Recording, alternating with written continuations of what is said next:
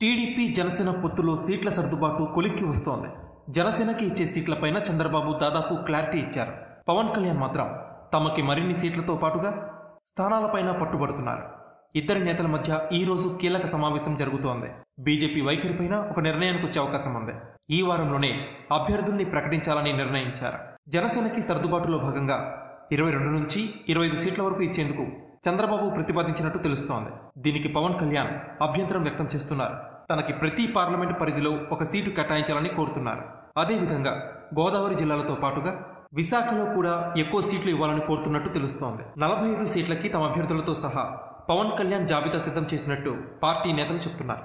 ఈ రోజు ఉండవల్లిలో చంద్రబాబు పవన్ కళ్యాణ్ మధ్య భేటీ జరుగుతోంది. సీట్ల వ్యవహారంపై నిర్ణయం దిశగా ఈ భేటీ జరుగుతోంది.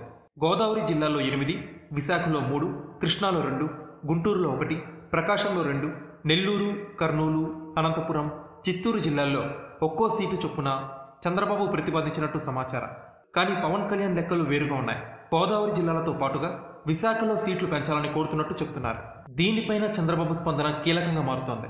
ఇదే సమయంలో బీజేపీ తమతో కలిసి వస్తుందని ఇంతకాలం వేచి చూసిన చంద్రబాబు పవన్ కళ్యాణ్ నెక్స్ట్ ఏం చేయాలనే దానిపై నిర్ణయం తీసుకుంటారని సమాచారం. బీజేపీతో చివరి ప్రయత్నాలు చేసే అవకాశం కనిపిస్తోంది.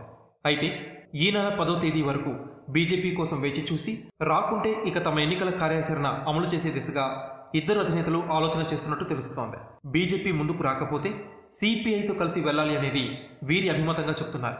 అటు వైసీపీ ఇప్పటికే అభ్యర్థుల్ని ఖరారు చేస్తూ ప్రచారం ప్రారంభించింది. ఇక ఇంకా ఆలస్యం చేస్తే నష్టం జరుగుతుందని టీడీపీ జనసేన అధినేతలు భావిస్తున్నారు.